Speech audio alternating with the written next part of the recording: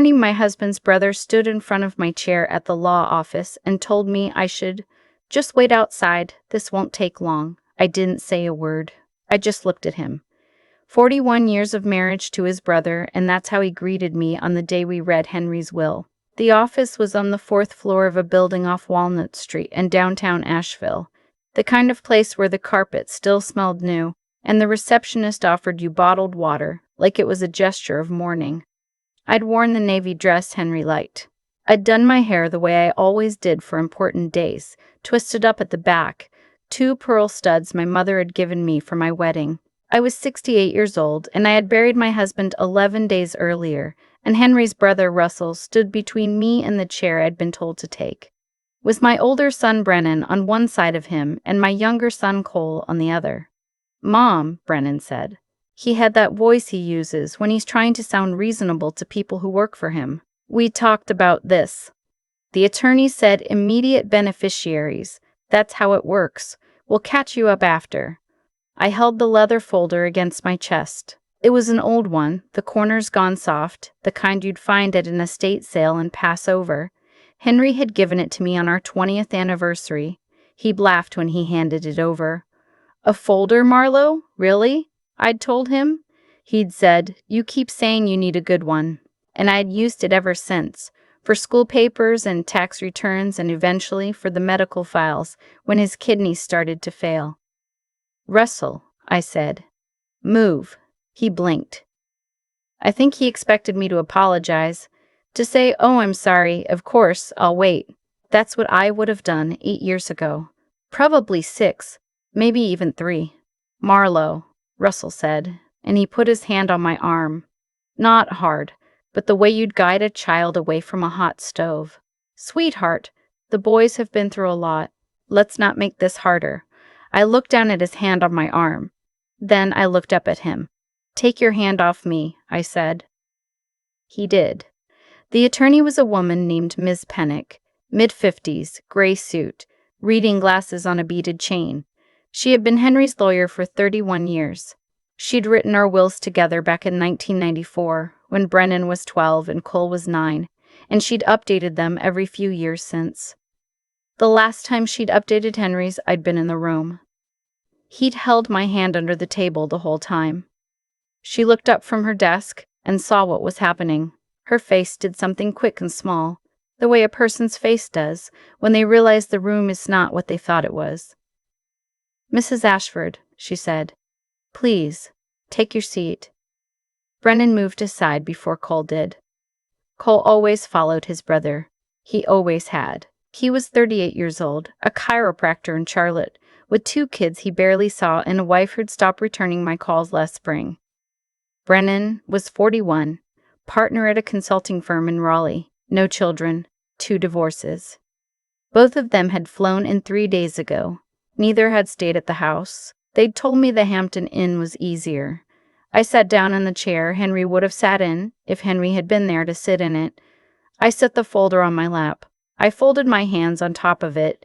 Miss Pennick cleared her throat. "We're here this morning for the reading of the last will and testament of Henry Calloway Ashford.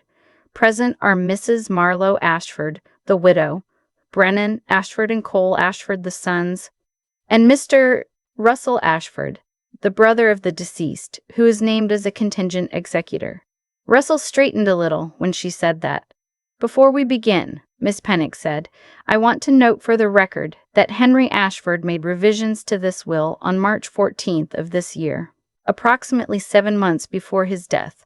Those revisions were witnessed by myself and by my paralegal, Ms. Brenner. They were filed with this office on the same date." Brennan's head came up. "What revisions?" "We'll get to them," Miss Pennick said. She started reading. I let her voice move over me. I had heard it all before. I knew what was in the will because I had been there when Henry wrote it. I knew about the cabin in Maggie Valley and the small life insurance policy and the modest IRA and the joint accounts that already belonged to me by survivorship. I knew about the house on Linden Avenue where I'd raised our boys, where I'd lived for 36 years, where Henry had died in our bed on a Tuesday morning in late September with his hand in mine and his eyes on the window. But that's not what they thought we were there to hear. I had figured that out the previous Thursday. The day Cole called me to ask, quote, just to be prepared, whether I'd be willing to sign some things at the reading. Just routine paperwork, he said. Brennan had already gotten the ball rolling with a real estate guy in Raleigh. They wanted to list the Linden Avenue house by the end of October. The market was strong. We should move while it was hot. He kept saying we. I asked Cole what they thought the house was worth. He paused. $450 maybe? $480? Brennan thinks closer to $5. I asked him where he thought I was going to live. There was a long silence on the line, and then he said, Mom, we'll figure that out. There's that place in Hendersonville Linda's mother went to. It's really nice. They have a memory care wing too for, down the road. For down the road. For down the road. I told him I'd think about it. I hung up. I stood in my kitchen, in the house where I'd been a wife for 41 years, and I watched a wren on the bird feeder Henry had built me for my 60th birthday. And I thought, they don't know what's in the will. They thought Henry had left it the old way, the way it had been before March. Before the trip to Maggie Valley. Before the long week we'd spent in the cabin.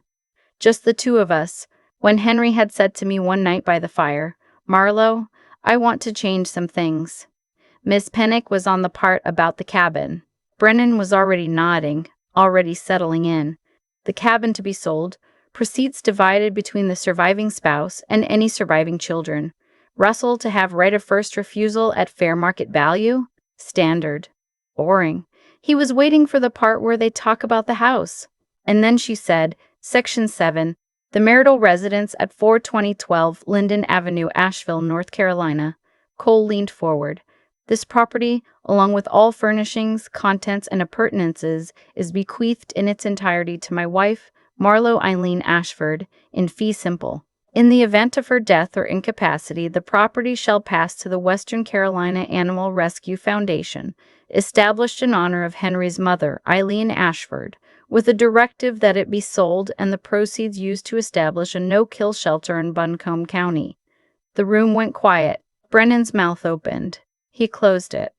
He opened it again. Wait, he said. What? To his wife in fee simple, Miss Pennick said. The property is hers, free and clear. That's not. Brennan looked at Cole. That's not what he told us. I didn't move. I kept my hands on the folder. I kept my eyes on Miss Pennick. Excuse me, Brennan said, louder now. Excuse me. Dad said specifically, that the house would be divided between the three of us. He told us that at Thanksgiving. He told us both at Thanksgiving. He told us, Cole said. That predates the revisions, Miss Pennick said calmly. Your father changed the will in March. Why? Cole said. Brennan turned and looked at me for the first time. Really looked at me. And his face did a thing I had not seen since he was a child. Since the day he'd come home from school in 4th grade and told me that he'd lied to his teacher and the teacher had found out. His face had that same look. Confused. Frightened. Already calculating. Mom, he said. Did you know about this? I let him sit with the question for a moment. Then I said, yes. You, he turned to Russell. She made him change it. That's not what happened, Miss Pennick said. She made him change it. He was sick. He was on all that medication. He wasn't Mr. Ashford. Miss Pennick's voice had gone flat and hard. I'd never heard her like that. Your father underwent a cognitive assessment in February of this year, performed by Dr. Aaron Spears, a neurologist at Mission Hospital. He passed without concern. That assessment is on file. He requested it himself. He told me he wanted there to be no question in the event that anyone tried to contest his decisions. Decisions, Cole said. Decisions, plural. Ms. Pennick looked at me. Marlo, she said. Would you like to share what you brought? I lifted the folder off my lap. I set it on the desk. The room was so quiet, I could hear the air handler in the ceiling. I opened it. The first page on top was a letter. Henry had written it by hand, on the yellow legal pad he always used. The handwriting was shaky on the second half, because by then his fingers were stiff. He had finished it 3 days before he died. I didn't read it aloud. I just turned it so Brennan and Cole could see it. They both leaned in. Cole's hand came up and he covered his mouth. I'm not going to tell you what the whole letter said. That letter is mine. But I will tell you the first line, because the first line was for them. Boys, by the time you read this, I will already know what you tried to do. Brennan went pale. What is that? Russell said. He was still standing. He had not sat down through any of this. What is that letter? Marlowe, what is that? I turned the page. The second document was a printout of an email thread between Brennan and a real estate developer in Raleigh named Connor Mullen.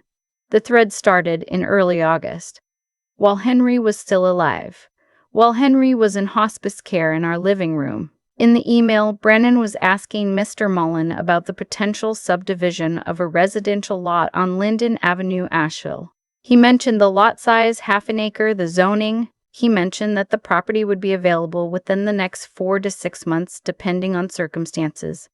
He mentioned that he was acting on behalf of the family. He mentioned that his mother would be transitioning to assisted living and would not be involved in the sale. Henry was in the next room. Henry was dying in the next room. How did you get that? Brennan whispered. I turned the page. The third document was a printout of a text message exchange between Cole and his wife, Priscilla, from July. In it, Cole said, Brennan thinks we can get her to sign over POA once Dad's gone. He says she'll be in no shape to argue. Priscilla said, what about her sister? Cole said, Aunt Jeannie has dementia. She doesn't even know what year it is. Priscilla said, God. Cole made a sound, not a word, just a small, wet sound in his throat. I turned the page. The fourth document was a notarized affidavit from my younger sister Adeline, not Jeannie. Jeannie was made up. I don't have a sister named Jeannie, confirming that I was of sound mind, that I had made my own decisions regarding my property and finances, and that I had been the primary caregiver for Henry through the final 10 months of his life, with only minimal visits from either of my sons. The affidavit included specific dates. Brennan had been to the house twice in the final 10 months, both times for less than 3 hours. Cole had been 3 times. None of those visits had included an overnight stay. None of those visits had included taking over so that I could sleep. I turned the page. The fifth document was a copy of Henry's revised will, the one Ms. Pennick had just read from, with Henry's signature at the bottom and the date March 14th and 2 witness signatures and a notary stamp. I turned the page. The sixth document was a letter from Ms. Pennick's office on her firm's letterhead, addressed to me and dated September 30th. It stated that Henry, prior to his death, had established a revocable trust in my name, into which he had moved all of his liquid assets, the cabin in Maggie Valley, his portion of our investment accounts, and the title to the Linden Avenue house. The trust had been finalized on April 2nd of this year. As of that date, none of those assets were part of his probate estate. The will, in other words, was a formality. The real transfer had already happened. The boys had been arguing over a pie that wasn't there. Oh, God, Cole said. Brennan didn't say anything. His face had gone the color of paper. I closed the folder. I have copies of all of this, I said. The room was so quiet my voice sounded loud, though I wasn't speaking loudly. Miss Pennick has the originals. My attorney has copies. My sister has copies. My sister has copies. There is a copy in a safety deposit box at First Citizens Bank that will be opened by my executor in the event that anything happens to me. Mom, Cole said. Mom, please. I am not finished, I said. I waited until they both looked at me. Russell, too. I waited until they had all 3. Your father loved you, I said. He loved you to the end. He cried when he told me what he'd found out. He cried in our bed and he asked me if he had failed as a father, and I told him no. I told him that what you became was not his fault. Brennan's eyes were wet. I noted that, distantly, the way you note the weather. But he was not going to leave you anything, I said, that you intended to take from me before he was cold. He was very clear about that. He said to me, Marlowe, they think we don't see it. They think we're too tired to see it. And he was right. I was tired. I was so tired. I had been changing his sheets and crushing his pills and helping him to the bathroom for 10 months, and I was so tired I could not see straight. But I could see you. I could see what you were doing while he was dying. Cole was crying openly now. Brennan's jaw was clenched so hard I could see the muscle moving. "You will not get the house," I said. "You will not get the cabin. You will not get the savings or the investments or my mother's pearls or the silverware or the painting in the dining room that your grandmother left to me. Not him, to me. You will not get any of it. Not now. Not when I die. None of it is going to either of you." "Mom," Brennan said. His voice had broken. "Please. Please listen. There is a small trust," I said. "Your father insisted on it. He said he could not bear to leave you with nothing. There is $20,000 each, payable on my death. Not before. After. You will not touch it while I am living.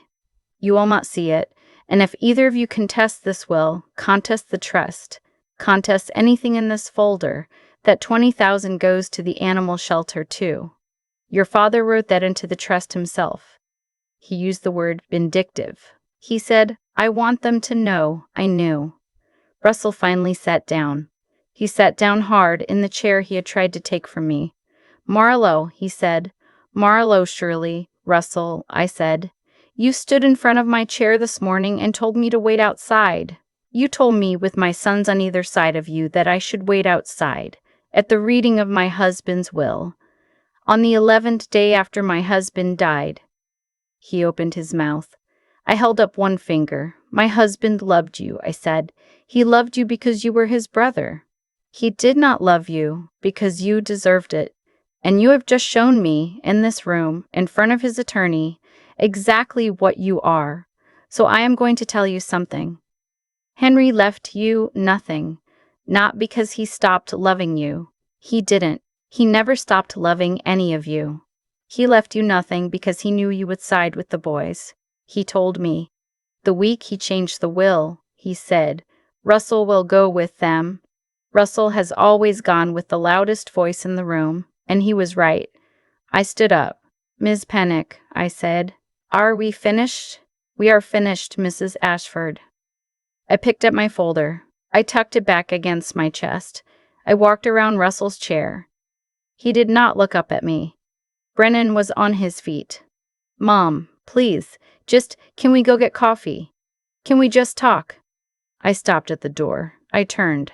I looked at my older son, the one who used to climb into our bed during thunderstorms, the one I had taught to tie his shoes on the front porch of a house in Charlotte before we ever moved to Asheville, the one who, when he was 7, had brought me a bouquet of dandelions and asparagus fern from the yard and told me I was the prettiest woman in the world.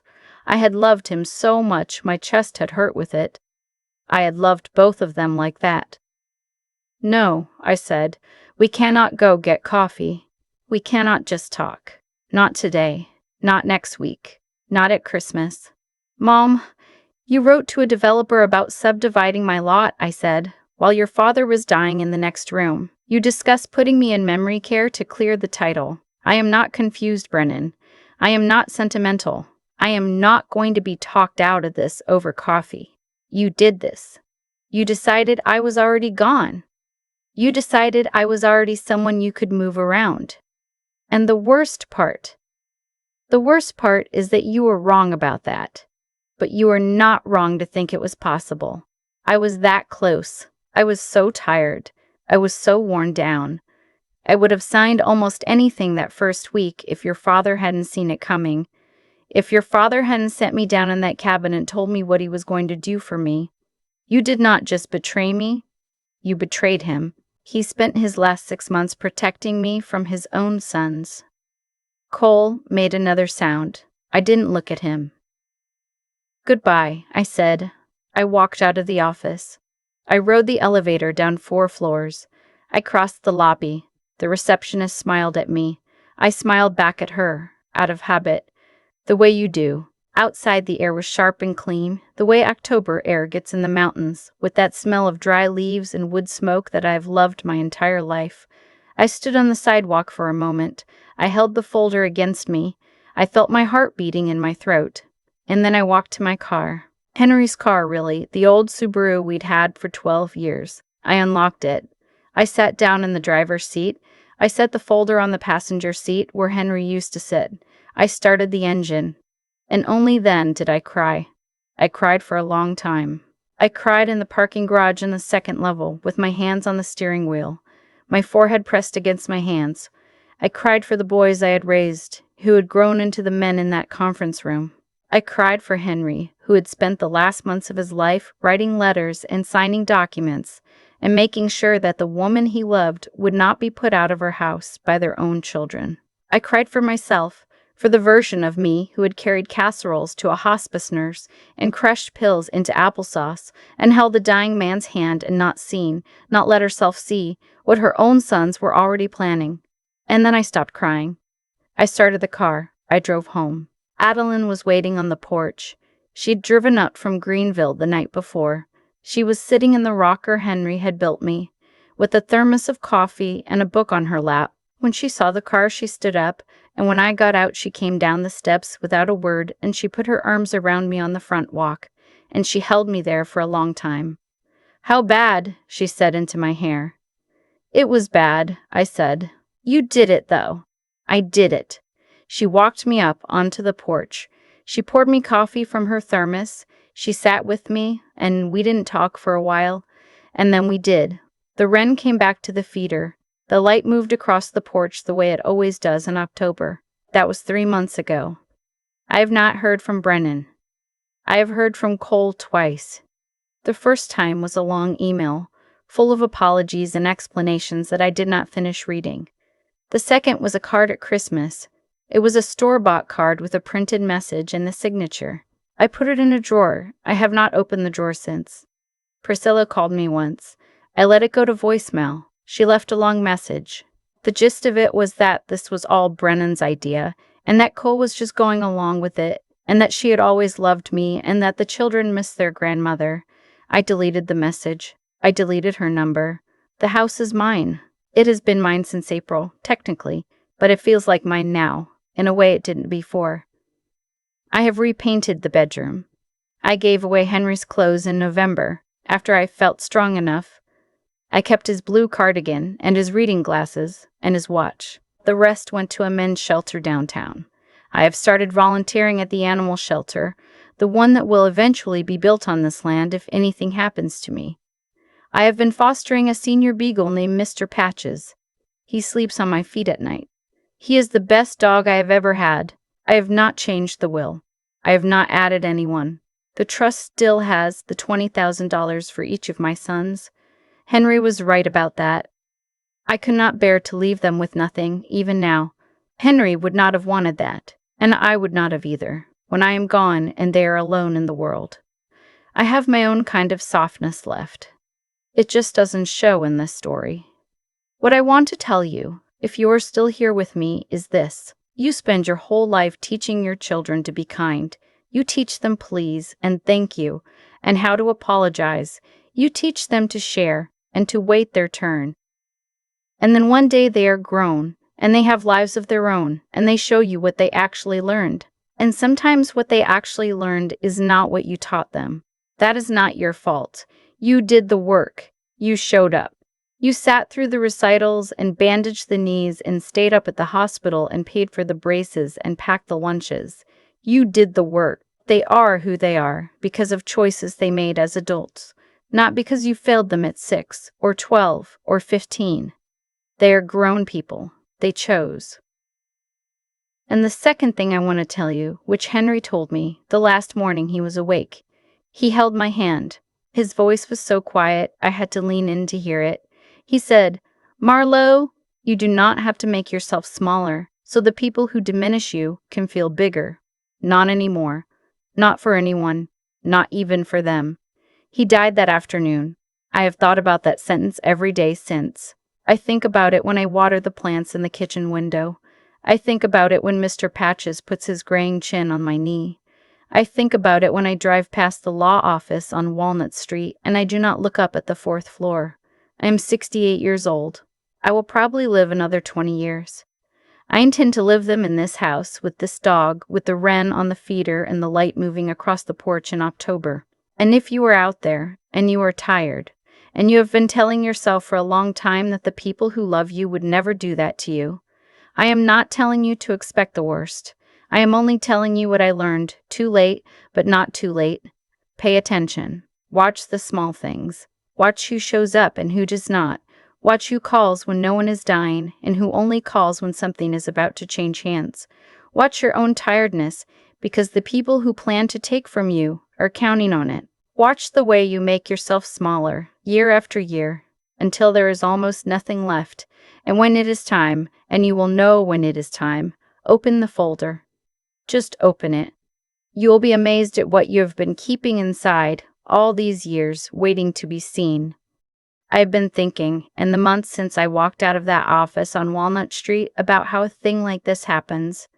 Not the will, not the folder, the other thing. How two boys I rocked to sleep in a yellow nursery in Charlotte grew into men who could draft emails about subdividing my lot while their father lay dying in the next room.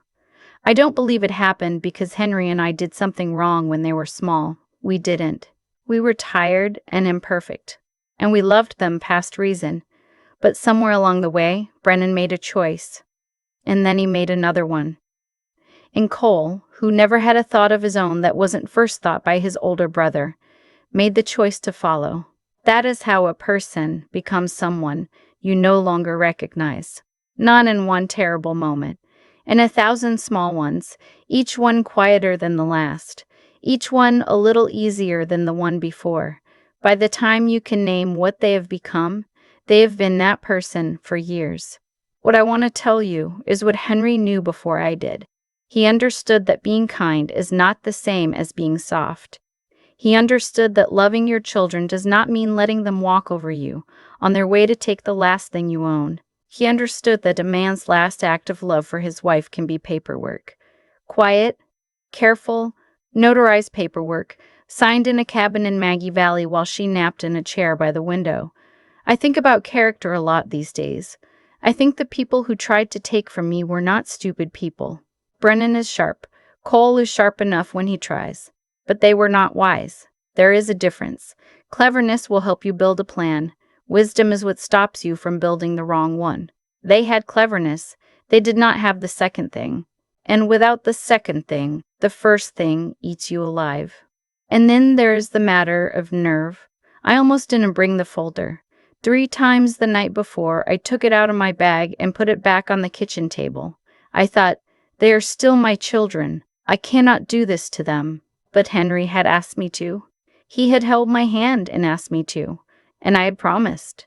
And when I sat there in that conference room with Russell's hand on my arm, what I drew on was not cleverness and not wisdom. It was the plain hard thing underneath both of them, the willingness to do the difficult thing anyway, the refusal to disappear because someone else has decided you should. If you take anything from my story, take this. Be kind for as long as kindness is honest. Be wise about who you spend your kindness on. And when the day comes, and for some of us it does come, find the nerve, open the folder, walk out of the room with your back straight, drive home, cry in the parking garage if you need to, and then begin, at 68 or 72 or whatever year finds you ready, the rest of your one good life.